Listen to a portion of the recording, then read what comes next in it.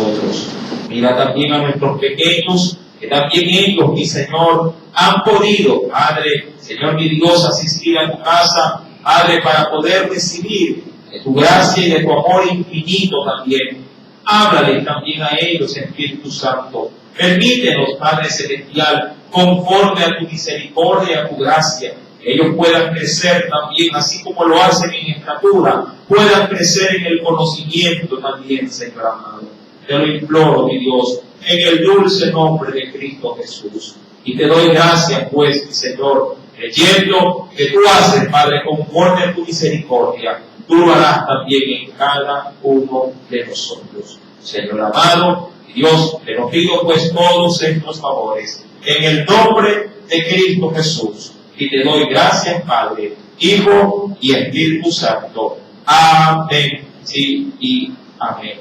Bien, vamos en esta noche a meditar. Primeramente, si antes de introducirnos en el verso número 9, si leamos por favor la última parte del verso número 8, que fue de hecho también una reflexión inicial que quedó por concluirse en este día.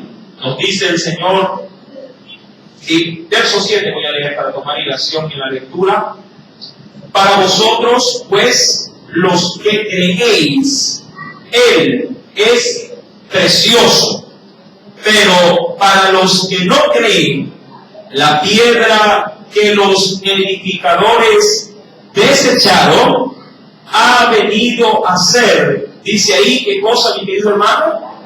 Ha venido a ser la cabeza del ángulo, pero también dice el verso número 8, y piedra de tropiezo y roca que hace, dice ahí, que hace caer. ¿Por qué? Porque tropiezan en la palabra, siendo desobedientes, a lo cual fueron también destinados. Mi amado hermano, usted al igual que yo, en el estudio consecutivo que hemos venido dando, a través del estudio de primera carta del apóstol Pedro, mi amado hermano, dice la Biblia conforme a lo que estamos analizando en esta noche, que Cristo puede causar en el hombre, diríamos, un apoyo, pero también puede ser causa de un tropezar. ¿A qué se refiere la palabra cuando nos habla acerca de esto? Mi querido hermano, así como diríamos un martillo puede ser, y obviamente dándole el uso adecuado, puede ser una preciosa herramienta para un carpintero. Un martillo también puede ser un objeto contundente con el cual en un momento de ira se puede llegar a matar a alguien. El Evangelio, la palabra de Dios, de hecho, mi amado hermano, nuestro Salvador, cuando Él es visto bajo la óptica de la gracia, cuando Él es, mi amado hermano, recibido en el corazón con un fervor y una devoción indicada, Cristo puede llegar a ser para la humanidad, un auxilio, un Salvador, un Mesías. Él puede ser el puente por el cual se puede llegar hacia el mismo cielo. Pero también si el hombre en su necedad mira en Jesús, mi amado hermano, aquel que le reprocha su pecado, aquel que pudiera ser una barrera que no le permite al desenfreno de la mente humana darle rienda suelta a todas sus pasiones, Jesús puede ser para él, su palabra puede ser para él simplemente juicio, una barrera, puede ser el principio de sus maldiciones. Si quisiéramos entender de una mejor manera este texto, yo le invito por favor que me acompañe al Antiguo Testamento. Venga conmigo por favor, al libro de Jeremías. El Señor profetizaba a través de este hombre para con el pueblo, haciéndole saber justamente, como anuncio, diríamos así, de qué manera los hombres, hablándole a su pueblo, rechazarían la gracia del Salvador. En el capítulo 17 nos dice el Señor, capítulo 6, verso 21, nos dice el Señor lo siguiente. Jeremías, capítulo 6, verso número 21. ¿Lo quieren? Jeremías, capítulo 6, verso 21. Por tanto, Jehová dice esto: he aquí, yo pongo a este pueblo, ponga asunto a esto, ¿lo tiene? Pongo a este pueblo, dice ahí, tropiezos, y caerán, dice, en ellos, ¿quién, mi hermano? Los padres, ¿y qué más? Y los hijos juntamente, el vecino, ¿y qué más, mi hermano? Y su compañero. Mi querido hermano, cuando el Señor alertó, sí, podríamos exclamó por medio de su profeta a este pueblo, hablando del pueblo de Israel, que el Señor habría de poner tropiezos en medio de ellos. Se refería, mi amado hermano, no a los obstáculos que usted pudiera ver en una calle, en un carretero, hablando de una piedra, un pedazo de madero, hablando de pronto, sí, diríamos así, de montañas o ríos que podrían en este caso, sí, cruzarse en medio del destino que ellos buscaban. Se refería estrictamente, sí, a su palabra.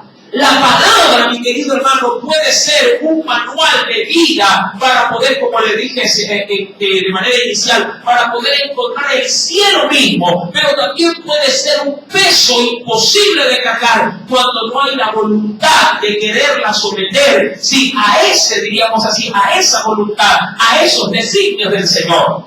Jesús, en una oportunidad, hizo una aclaración cuando un gran profeta de su época, teniendo él, mi querido hermano, si diríamos así, el designio de Dios de proclamar el advenimiento del Mesías, cuando este se vio en apuros, hablando de Juan el Bautista, cuando este se vio en apuros porque estaba preso en una cárcel, mandó a decirle a Jesús si verdaderamente él era el Hijo de Dios, y obviamente si su mensaje con todo lo que él representaba era o no lo que el pueblo habría de esperar. Para poder entender de mejor manera lo que le digo, venga conmigo por favor al Evangelio, sí, de Lucas, en el capítulo número 7.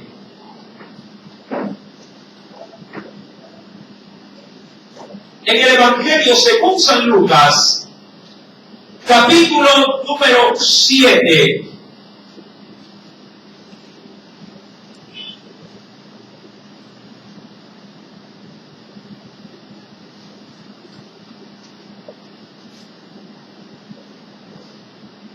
¿Tiene? Capítulo número 7. Veamos por favor, verso número 18. Capítulo número 7, versículo número 18. En adelante. ¿Ya lo encontró? Nos dice el Señor: los discípulos de Juan le dieron las nuevas de todas estas cosas. ¿Qué cosas? Jesús había venido, mi amado hermano, proclamando el Evangelio, pero también sanando toda dolencia en medio de su pueblo. Por otra parte, mi querido hermano, vuelvo y repito, Juan el Bautista en aquel entonces se encontraba encerrado en una cárcel porque le había denunciado al rey Herodes que este era un adúltero, ya que había tomado todavía como para agravar las cosas a la esposa de su propio hermano. Diríamos así, esta proclamación, para con el rey le costó su libertad. Y ya en la cárcel, Juan, mi amado hermano, como de pronto pudiera llegar en ese sentido a poder experimentar, cada creyente cuando tiene pruebas difíciles, si pudo llegar a pensar de que si Jesús no hizo nada para poder sacarlo de ahí.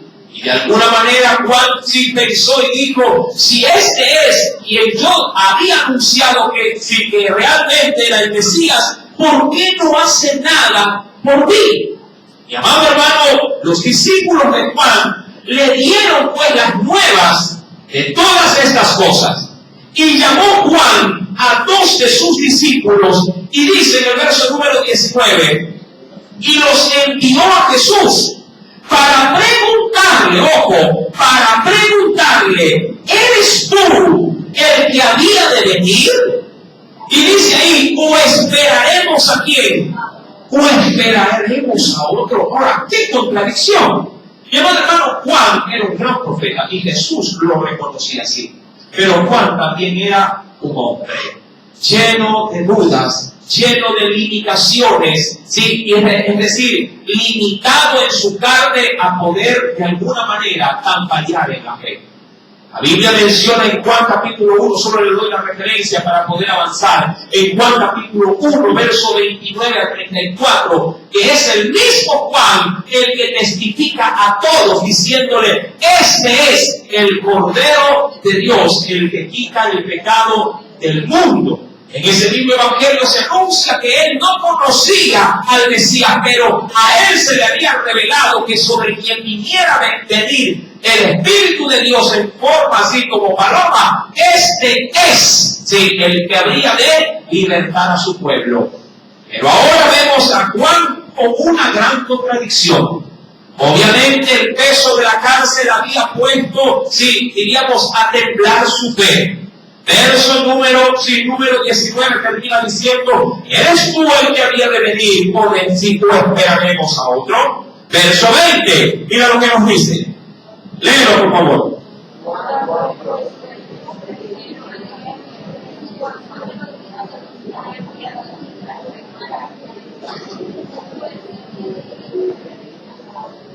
En el verso 21, Jesús, mi amado hermano, les responde y les dice, en esa misma hora, ojo, sanó a muchos de enfermedades y plagas y de espíritus malos, y muchos, dice ahí, ciegos, les dio la vista. Verso 22.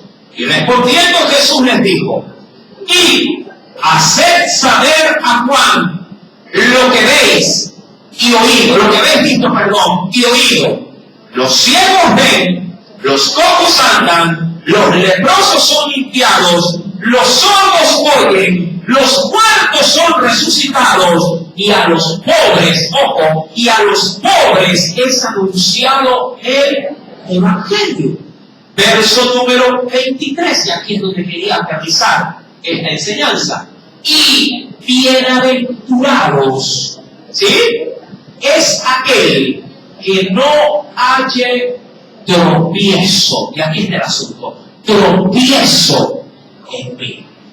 Mi amado, Jesús puede ser, o puede llegar a ser, ¿sí?, cualificado como alguien que haga tropezar. Mire, usted y yo tenemos un concepto de hecho, y la Biblia así lo certifica. La Biblia dice, hay de aquellos que causan tropiezo. Mejor puede, ¿qué cosa? Que se le atase a qué cosa, a la garganta o al cuello, si una piedra de molino que era enorme, y se lo arrojare al mar. Mi amado hermano, pero este tipo de tropezar es cuando uno da mal testimonio, ¿sí?, para los hombres. Es decir, uno puede ser piedra de tropiezo, pero cuando, diríamos de manera consciente, nosotros cerramos la gracia de Dios haciendo quedar mal a Jesús en esta tierra. ¿Cómo hacemos quedar mal? Cuando no obedecemos su palabra. Por ejemplo, si usted, mi amado hermano, dice ser cristiano y de pronto el fin de semana se va a una discoteca, se pega una borrachera del siglo y a la salida lo reconocen las personas que viven en su barrio y dicen, mira el vecino, sí, mira cómo está, más borracho que nosotros. Pregunto, si usted el día lunes, el día, digamos, hábil, va con Biblia en mano justamente a su barrio y sin saberlo, claro está, va y les predica y les anuncia la salvación, y ellos le dicen, oiga vecino, usted no estaba en la discoteca en tal dirección, usted estaba borrachito. Pregunto, ¿ellos querrán ser cristianos? En ese momento usted se constituye en un tropiezo para ellos. Ahora, Jesús no se está refiriendo a este tipo de tropiezo. Se está refiriendo, mi amado hermano, cuando el hombre encuentra en Jesús, que es perfecto, que anuncia un plan de salvación idóneo, que anuncia, mi amado hermano, el bien. Cuando el hombre prefiere su pecado antes que en este caso, que la santidad, bien pudiere tropezar en las palabras de Jesús. Si usted quiere entender de una mejor manera lo que yo yo trato de explicar. Si venga conmigo al Evangelio y acompáñenme, por favor. Vayamos al Evangelio de Juan, en el capítulo número 3. Y quiero, si que lea conmigo, el Evangelio según San Juan, capítulo número 3, versículo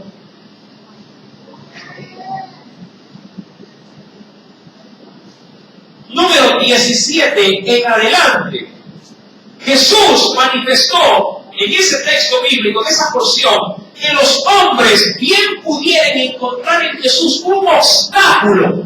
Y lo dijo de una manera muy práctica y muy sencilla. ¿Ya lo encontró? Juan 3, verso 17. No el 16, que es el texto tan reconocido, ¿verdad? Sobre todo para el evangelismo. Dice el Señor, porque no envió Dios, ojo, no lo envió Dios a su Hijo, ¿para qué? No lo envió, dice, al mundo para condenar al mundo, sino para qué lo envió. Para que el mundo sea salvo por él. Sigo leyendo, verso 18. El que en él cree no es condenado, pero el que no cree ya ha sido condenado porque no ha creído en el, dice aquí, en el nombre del unigénito Hijo de Dios. Y aquí quiero llegar, versos 19 y 20. Y esta es la condenación, que la luz vino al mundo, hablando de nuestro Salvador, y los hombres le hicieron. Ahora, quiero llegar ahí un momento y detenerme. ¿Qué implica eso? Si alguien me puede ayudar, ayúdeme con el foco. Apáguenlo, solamente usted. Uno aquí. No, ese no. Ese. ¿Listo? Vamos a dejarlo aquí, me voy a cambiar de posición. ¿Sí? Y amado hermano, véanlo de esta manera. Dice la Biblia, vuelva conmigo a la lectura, por favor. ¿Sí? Verso número 19, En esto se resume la condenación. Pues, ¿qué es lo que significa la condenación? ¿Qué? Verso 19 estamos. Que la luz, prende el foco. Gracias. Cada vez que te escuche luz, lo prende. Que la luz vino a qué dice? Al mundo. Pero ¿qué hicieron los hombres? ¿Amaron qué cosa? Amaron las que la luz. Gracias. Jesús, cuando entra, apaga la luz a nuestras vidas, ¿cómo están nuestras vidas? En tinieblas. Cuando Jesús viene a nuestra vida, viene a encender. Y yo corro a qué? A apagar. Gracias. Préndalo así, ya no lo voy a molestar. Ya está predicando, varón, sí, de manera práctica. Mi amado hermano, eso es hallar tropiezo en quién? En Jesús. Jesús no es tropiezo para nadie. Pero cuando el hombre ve un obstáculo en su carnalidad, en su concupiscencia, amando más a esto que a la palabra de Jesús, obviamente esa persona, si ve en Jesús un obstáculo. ¿Sí me está entendiendo? Como cuando alguien en casa te dice, ¿sí? Desde que fuiste hermanita ya no nos divertimos, ya no salimos a gozar, a disfrutar, ya no nos amanecemos como antes lo hacíamos con la java de cerveza. Sí, ahí ven en Jesús. ¿Qué cosa ven en Jesús? Un tropiezo. ¿Sí? Porque ellos determinan que su estilo de oscuridad, obviamente, de vida, es placentero. Y como Jesús tiene por su palabra a establecer la claridad del Evangelio, es decir, la Biblia me advierte, de acuerdo al Evangelio eterno, que los borrachos no entrarán en el reino de los cielos. Pero tengo un problema, al hombre le gusta la borrachera. Hablando en términos generales, le gusta la borrachera. Y cuando el Evangelio anuncia la luz, es decir, la sobriedad, estar sobrios, la Biblia me demanda a mí y a usted, ser sobrios y velar. Sí, eso también puede ser entendido bajo los dos marcos, bajo la parte espiritual, pero también bajo la parte, diríamos así, integral del ser del hombre. La sobriedad te da lucidez de mente. Mi querido hermano, y cuando yo digo no, yo prefiero las tinieblas. Entonces, y Jesús para mí ya no se constituye en una ayuda, sino más bien en un peso, en una carga. Mi querido hermano, dice la Biblia pues en el verso 19, pero los hombres, pero seguidamente, amaron más las tinieblas que la luz. ¿Por qué? Porque sus obras eran malas. Ahora, ¿y por qué Jesús se constituye en una piedra? Adicionalmente dice el verso número 20, porque todo aquel que hace lo malo, ¿qué pasa con la luz? La aborrece. ¿Qué representaría Jesús para el hombre? La luz. Pero el hombre ha aborrecido la luz. Amén. Y es verdad. Usted le dice a los suyos, que de pronto en casa, que no comparten su fe, vamos a la iglesia. Vamos a la iglesia. ¿Y qué le dicen los suyos? Usted ha escuchado muchas veces de los suyos, es que es aburrido. ¿Verdad? Claro, hay quienes exactamente dicen, no, es que me duermo. Y hay quienes como que la tienen ensayado, porque apenas se siente, ¿no? A otros que yo los veo luchando. A todos le dicen amén, amén, amén, amén, amén, amén. Pero con los ojos cerrados. Yo de aquí a veces me asusto, pero los ojos abiertos, yo creo que cerrado, ¿qué le pasará a mi hermano? Algo le debe pasar, no sé. Y creo que es cansancio también, ¿verdad? Pero amado hermano, para el que ama al Señor, venir a sus atrios es un deleite. ¿Sí? Ahora, yo entiendo que aun cuando venimos cansados, el sueño a veces como que nos quiere vencer, pero amado hermano, nosotros luchamos en nuestro interiorismo. Señor, llévate este cansancio, llévate este obstáculo, porque yo no he venido a tropezar, he venido a edificar mi vida. ¿Verdad? Y a eso hemos venido. Si usted ve a su hermano que está durmiendo, no le dé un codazo. Despiértelo con ternura y dígale, hermano, no se duerma. Sí, no se deje robar la bendición. ¿Verdad? Yo escuché la otra vez, a manera de una anécdota, sí, en una oportunidad, en una iglesia, mi querido hermano, sí, el predicador era muy efusivo y era de los típicos, diríamos, ministros que cuando están en plena ejecución de la predicación, sí, al pueblo lo hacen participar de una manera muy fervorosa. Sí, son de aquellos que le dicen, mira, que está a tu lado, cabezón, y claro, cabezón, le decían, ¿no? Pero en una oportunidad, sí, un varón había invitado a su jefe y el jefe había ido. Muy complicado el jefe, pero como nunca Dios se había movido y había aceptado la invitación. Sí.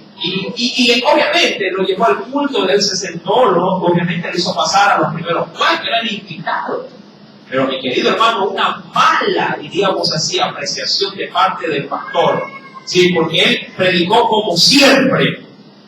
Sí, ese varón nunca más quiso, sí, venir a la iglesia. Fue tropiezo. Parece mentira. Porque aún desde el altar se puede llegar a hacer tropiezo a los hombres. ¿Sí me está entendiendo? Usted no puede ser ofensivo. Yo he visto, hermano, desde aquí, no puedo dar nombre, pero he visto que muchos dicen, para ti, es así, es muy poco, puedo hacer un espectáculo. Sí. Se diga, no déjelo tranquilo, ya basta con lo que el Señor ya le está hablando a las orejas, deja que el Espíritu ministre. Amén, no lo ayudes, ¿sí? No lo ayudes, él solito puede, amén. Y es mejor porque cuando el Señor te habla de manera directa al corazón, tú sales con la disposición de cambiar y no volver a cometer esos errores. Amén. Jesús para su iglesia es de ayuda, pero para los que no quieren ser parte de la iglesia puede ser un gran problema. Y amado hermano, ahora, cuando vamos por favor al texto inicial de estudio, que es la primera carta del apóstol Pedro,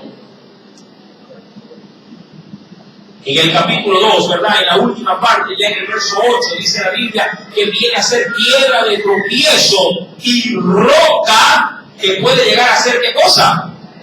Puede llegar a ser caer, dice la Biblia, ¿verdad? Y roca que puede hacer, sí, caer.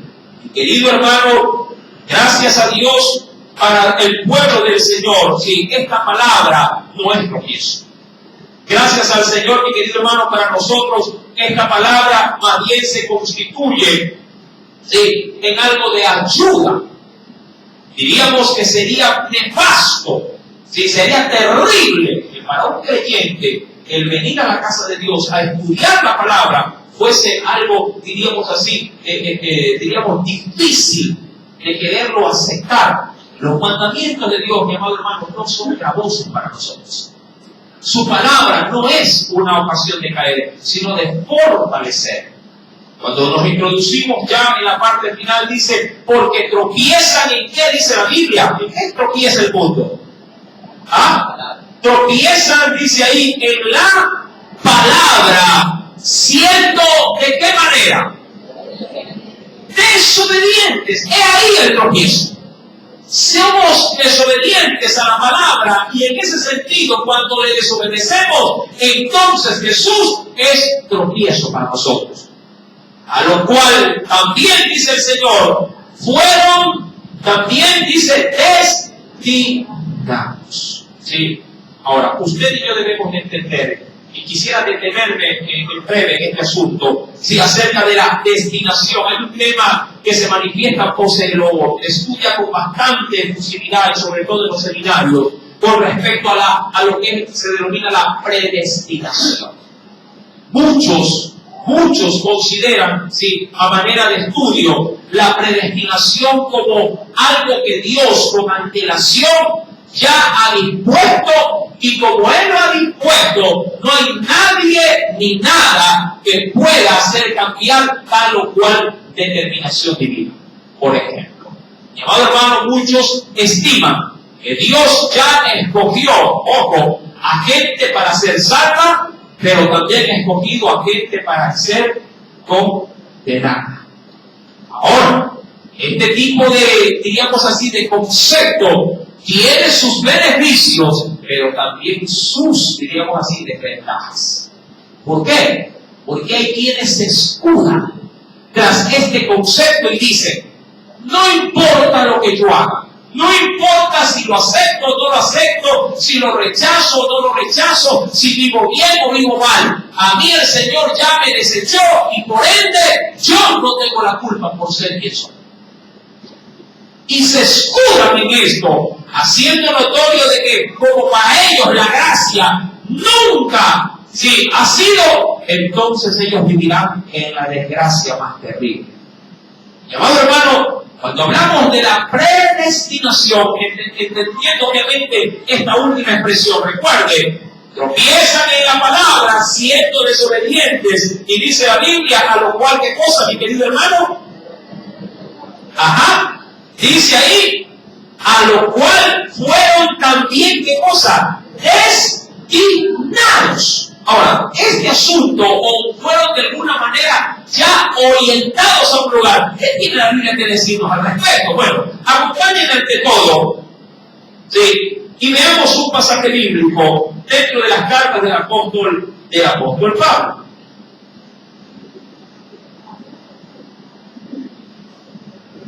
Primeramente, en Efesios, veamos si realmente la predestinación, hablando de cuando se habla de predestinación, se habla de algo que previamente o anticipadamente ya ha sido escogido, o ya ha sido, diríamos, orientado para algo.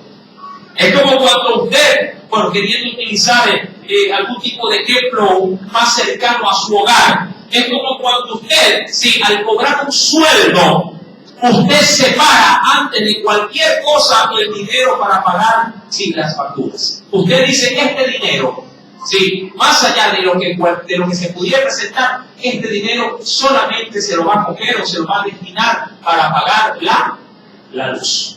Puede venir cualquier necesidad, cualquier situación. No, ese dinero no se toca. Amén. Como por poner un ejemplo ahora. Vayamos a la carta a los Efesios. En el capítulo número 1,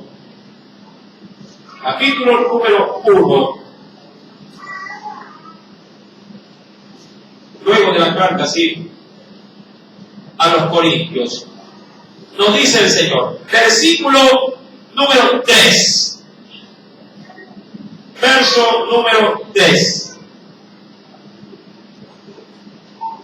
Bendito sea el Dios y Padre de nuestro Señor Jesucristo, que nos bendijo con toda bendición espiritual en los lugares celestiales en Cristo. Verso número 4.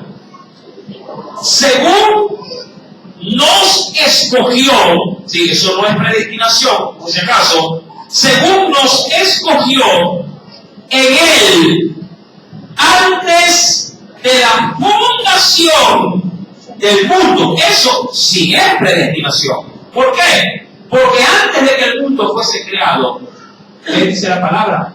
Él ya no sabía qué cosa.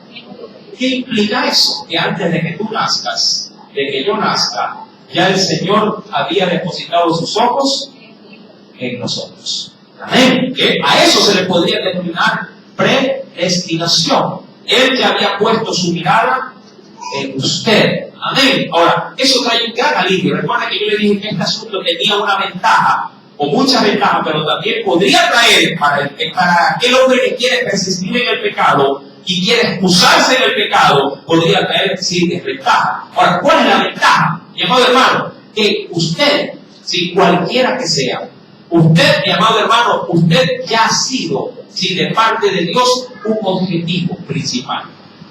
Para aquellos que de pronto que se sienten aludidos, se sienten de pronto pocos, se sienten inferiores, se sienten de alguna manera inútiles, mi amado hermano, el Señor anticipadamente ya puso sus ojos en ti.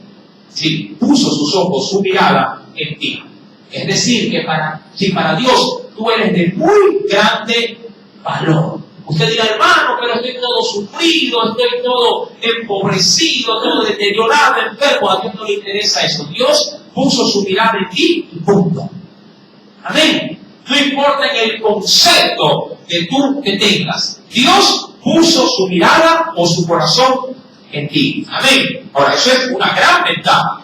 ¿Sí? Versículo número 4 estamos. Según nos escogió, dice ahí, en Él antes de la fundación del mundo. ¿Para qué nos escogió? Para que fuésemos... ¿Para qué cosa nos escogió? Para que fuésemos, ojo, no nos escogió porque éramos santos.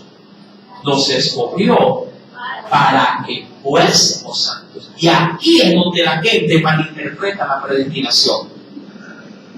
Mi amado hermano, nadie ha sido escogido por ser santo. ¿Sí? Hemos sido escogidos para que seamos santos. Es decir, que cuando un pecador, al igual que nosotros, ¿sí? Dios poniendo su mirada, porque Dios a quién iba a llamar, a justos o a pecadores. ¿Qué decía Juan 3:16? Me conoce el texto, de memoria lo conoce. ¿Qué dice el texto? Porque de tal manera amó Dios al mundo, no dice a los escogidos, sino al mundo, es decir, a todos quienes conforman este planeta. ¿Sí? Por medio del amor al mundo, el Señor envía a su Hijo. ¿Sí? Que también, mi amado hermano, decía el versículo 17, porque Jesús no ha venido a qué cosa? A condenar al mundo, sino que todo el mundo sea qué cosa? Salvo. Mi amado, la gracia es para todo ser humano. Para todo ser humano. El que rechaza la gracia, mi amado hermano, no tiene justificativo alguno para imputarle a Dios y decirle, no, yo te rechacé porque tú nunca me diste una oportunidad. Mi amado hermano, está en la decisión del hombre, ¿sí? El poder aceptar la gracia. Pero eso sí, cuando usted viene a la gracia de Dios, debe de saber anticipadamente que Dios lo escoge, pero para que sea santo. Ahora, ¿quién elige ser santo y quién elige no serlo? ¿Quién elige ser santo o quién elige no ser santo? El ser humano. He ahí el libre albedrío. El otro día tocaba un tema, bueno, no lo quisiera topar en profundidad, ya llegará en algún momento el poder hablar acerca de esto con los que fueron de alguna manera instruidos, ¿sí? De manera inicial en el discipulado, ¿sí? Se decía El hombre fue creado de manera, sí, tripartita, cuerpo, alma y espíritu, entre otras cosas. Pero también el hombre tiene un atributo que no lo tiene otro ser creado. El Señor le dio al hombre libre albedrío. Y ese libre albedrío está aquí en la tierra, pero también está allá arriba en el cielo. ¿Qué implica eso? Que aquí, por el libre albedrío, el hombre puede ser, diríamos, soberano en lo que hace. Y en el cielo también. ¿Qué implica eso? Que allá en el cielo el hombre puede llegar también a ofender a Dios. Y puede caer de la gracia. Muchos dirán, uy hermano, ¿qué me está diciendo? No quiero dar mucho en esto, pero les quiero dejar con paz. Aquí en la tierra nos preparamos, ¿sí?, para poder allá en el cielo permanecer, ¿sí?, permanecer eternamente en su gracia. Sí, pero desde aquí, diríamos así, nos preparamos para que eso se haga efectivo, para que se haga real.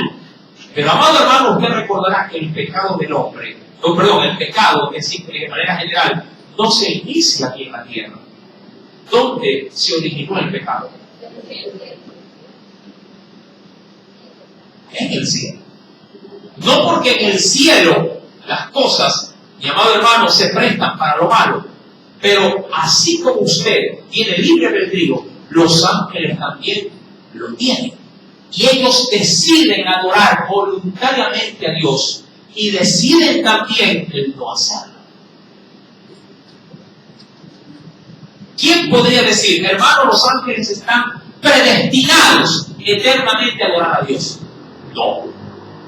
Porque allá ya sucedió un caso que las 3/4 partes del cielo dijeron, no queremos seguir adorando, sino que queremos estar con Lucero, que actualmente se lo conoce como Satanás. Estoy hablando bajo el marco de la gracia, acerca de que, así como hay muchos que tropiezan, ¿sí?, mi querido hermano dice que son destinados para la condenación. Pero pregunto, si ellos decidieran aceptar la luz y ser santos, mantenerse en esa luz, de seguro también ellos gozarían de qué cosa en Dios. De la gracia, de la bendición, ¿verdad? Y de la vida eterna que viene por medio de Jesús. Ahora, no se sienta, no se vaya a la casa preocupado diciendo, uy hermano, allá puedo también pecar. A ver, aquí usted es susceptible a pecar porque tiene 3 grandes rivales que allá en el cielo no los va a tener. Primeramente, ¿qué no va a tener allá? Lo más visible, este cuerpo de muerte. ¿Sí? Este cuerpo de muerte tiene concupiscencias que lo empujan a pecar. No quiere, pero la concupiscencia empuja a pecar. Allá ya no tiene ese obstáculo. Segundo, allá en el cielo no tiene el segundo gran obstáculo, el mundo. Allá no le van a decir, oye, vámonos a la cantina. Ya no. Allá no le van a decir, mira el dinero, sé famoso. No, ya no tiene ese obstáculo. El mundo y sus deseos van a pasar. Mi amado hermano, y tercero, lo más ventajoso todavía, Satanás ya no está. Yo le pregunto, ¿cuántos quisieran tener esas 3 ventajas ahora, aquí? Usted diría, hermano, si no tuviera esos 3 obstáculos aquí, yo fuera aquí como lo que dice la Biblia, fuera como un Job, fuera como un Noé, fuera como un Daniel. Otros dirían, no hermano, yo fuera como Jesús. Pero Jesús lo logró con todos los obstáculos, excepto con la concupiscencia, porque en Jesús nunca se halló pecado, porque Él decidió mantenerse siempre puro. Amén. Es una decisión, mi amado hermano, que en Jesús, para los que lo tienen en su corazón, se hace una realidad. Mi querido hermano, allá arriba va a haber estas ventajas. No tenemos adversario. Y usted decidirá eternamente alabar al Cordero. Amén. Ahora bien, si hablamos de destinación o predestinación, lo vemos bajo el marco de la gracia. Pero la gracia, mi amado hermano, en sí requiere de santidad. Recuerda lo que leímos en Efesios capítulo 1, verso número 4. Nos escogió antes, dice aquí, en él, antes de la fundación del mundo, para que fuésemos santos y sin mancha. Mire, ¿por qué digo que esto ya depende de nosotros y ya no de Dios? Porque si así fuese, entonces nadie venido a Cristo volvería a qué cosa? A ofender o a pecar. Es algo que usted y yo luchamos día a día para poder mantenernos limpios delante de Dios. Y querido hermano, cuando hablamos en el verso 5 termina diciendo que sin manchas delante de Él, en amor, habiéndonos predestinado para ser adoptados hijos suyos por medio de Jesucristo, según el puro afecto de su voluntad.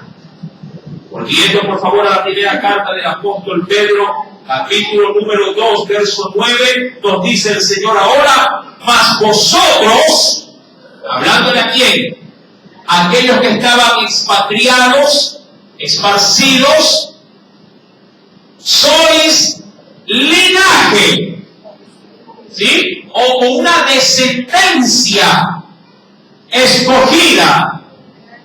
¿Qué cosa también? Un real sacerdocio, una nación santa, pueblo adquirido por Dios. Ahora, el concepto bíblico es clarísimo. Mi pregunta para ustedes: ¿cuánto se considera lo que la Biblia dice que es fit de ustedes? Aquí es donde viene el asunto. ¿Cuántos pueden decir para sí, hermano, yo soy un sacerdote de Dios? Hermano, yo soy esa nación santa. Hermano, yo me veo, cuando me veo en el espejo, veo un real sacerdote. ¿Cuántos pueden apreciarse así? Ahí está el problema. Por eso es que Pedro lo toma y lo menciona, porque el pueblo perseguido y esparcido no se veía de esa manera. Ese es el problema de la iglesia en la actualidad. No nos vemos como Dios nos ve. A veces como cristianos nos miramos en el espejo cuando tenemos cargas y pruebas, nos vemos como seres infelices, nos vemos como seres desamparados, nos vemos como personas inútiles, nos vemos como inservibles. Mi amado hermano, y eso no solamente que nos baja nuestro ánimo, sino que también nos hace perder la fuerza de seguir peleando en Dios cada día. ¿Por qué? Porque el que más trabaja en esto es el mismo Satanás. Él quiere que nos veamos como Él nos ve, o como Él se ve. ¿Cómo se ve el diablo? El diablo, si bien es cierto, si en la actualidad tiene poder y tiene todo, diríamos, bajo control, entre comillas, Dios lo ve a él como lo que es, una basura que está dispuesta, sí, para ser destruida en el lago de fuego y azufre. Usted tiene que entender que la iglesia tiene un adversario poderoso, pero un adversario destinado a la destrucción. Y Él hará todo lo posible para vernos, sí, de la manera opuesta a la que Dios nos ve. La primera observación es que Dios nos ve como un linaje, una descendencia escogida. Usted sabe por la Biblia, ya lo hemos visto en otras oportunidades, que no son hijos de Abraham los que son según la carne, sino los que son según la fe. Esos son hijos de Abraham. Los que comparten la fe del patriarca pertenecen por la fe a la descendencia de ese patriarca. Todos aquellos que por la fe pues depositaron su mirada en Jesús forman parte de la descendencia de Abraham. Por eso es que a Abraham se le dice, en ti serán benditas, no dice la nación de Israel. Todas. Usted pertenece a esa tierra, a esa descendencia. Por la fe. Por eso es que el Señor nos dice que somos descendencia, o linaje es escogido. Segundo, la Biblia dice que también somos sacerdocio real, o real sacerdocio. Nación santa y pueblo adquirido porque le costó a Dios, sí, el podernos, sí, tener en su mano. Ahora, si hay un texto que habla también con claridad, como lo dice en el versículo 9, es el libro de Éxodo, capítulo 19, versos 5 al 6. Acompáñenme, por favor. Éxodo.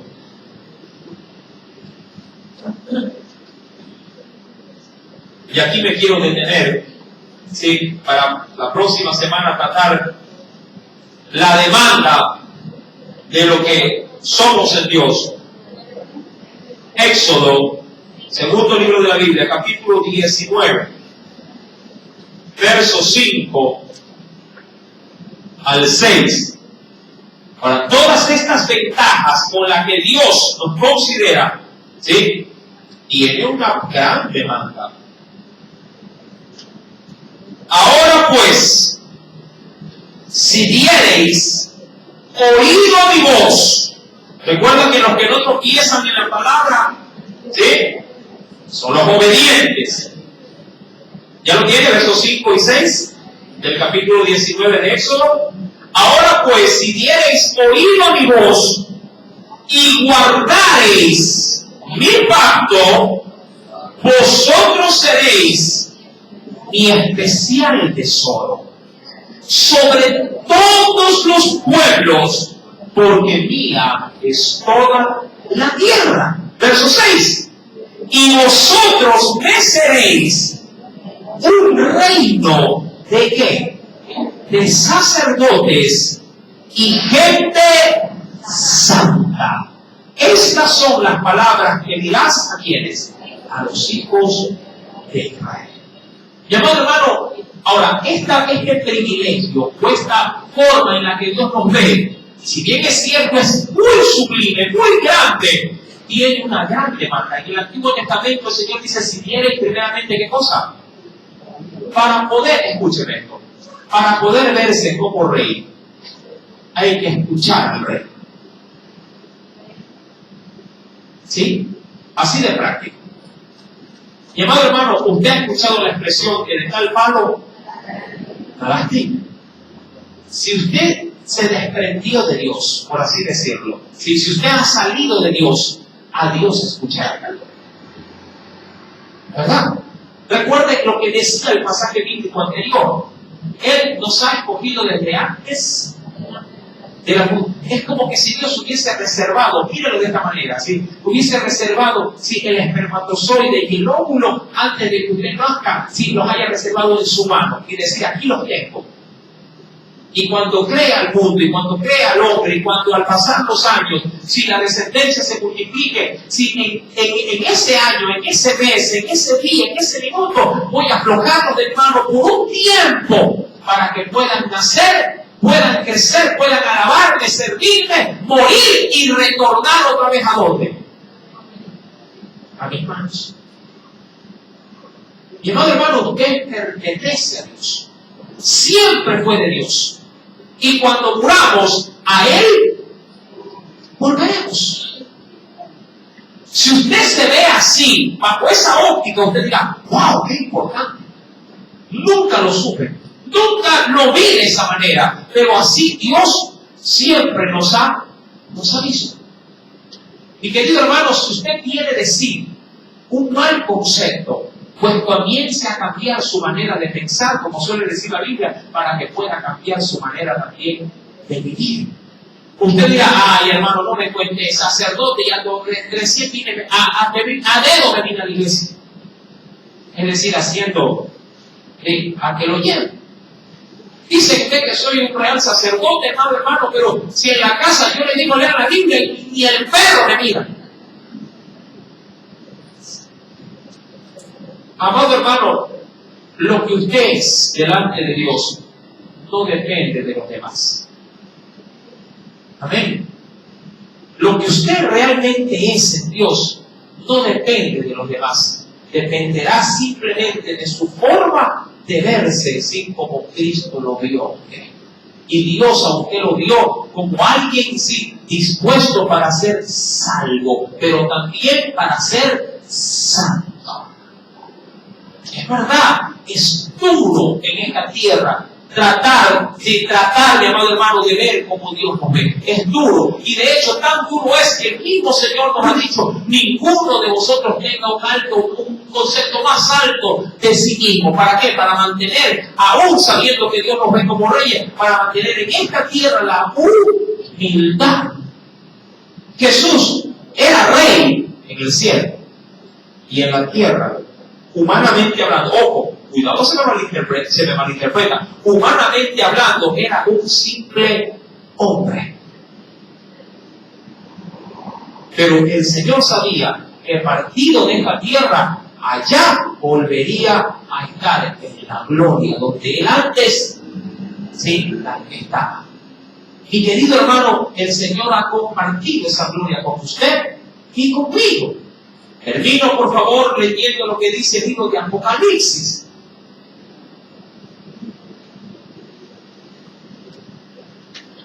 En el capítulo número 3, libro de Apocalipsis,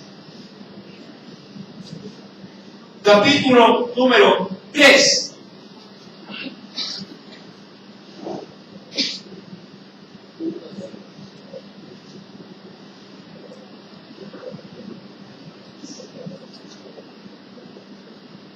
En el versículo número 21, el último versículo de ese capítulo, dice el Señor, al que venciere. ¿Por qué, mi hermano? Porque la verdad, ser santo no es una tarea sencilla.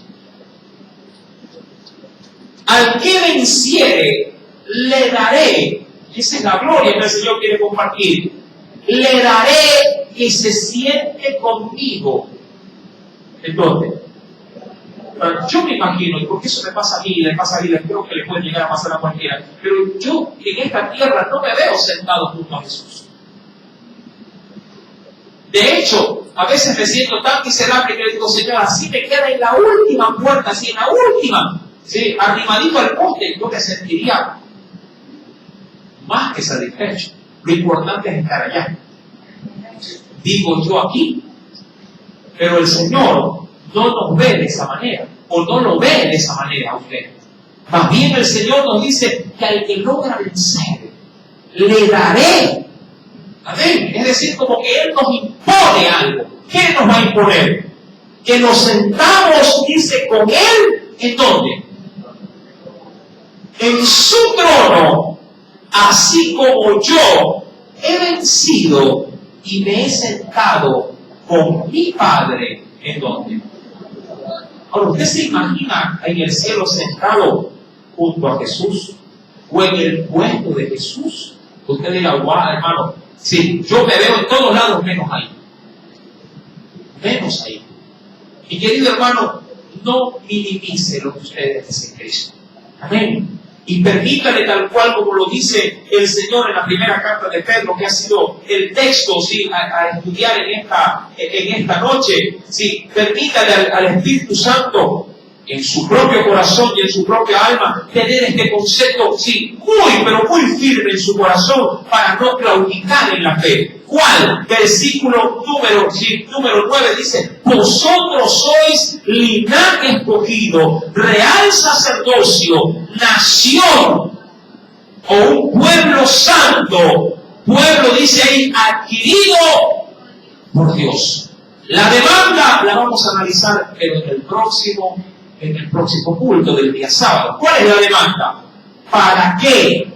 ¿Para qué eres pueblo santo? ¿Para qué eres un real sacerdote? ¿Para qué eres un pueblo adquirido por Dios? ¿Para qué si eres un linaje escogido? La Biblia dice, ¿para qué? Para que anunciéis las virtudes de aquel que os llamó de las tinieblas a la luz admirable. Ahora, ¿cómo podría llegar eso a hacerse realidad en mi vida? Eso lo vamos a desarrollar con la ayuda del Espíritu Santo el próximo día sábado. ¿Cómo anunciar las virtudes? Si de pronto, si yo en mí mismo veo puro defecto. Amén. Esa contradicción la vamos a resolver el próximo día sábado, con la ayuda del Espíritu Santo. Si el Señor habla de tu vida, ¿quién le podría decir una fuerte ofrenda? Padre, en el nombre de Jesús, gracias, Señor,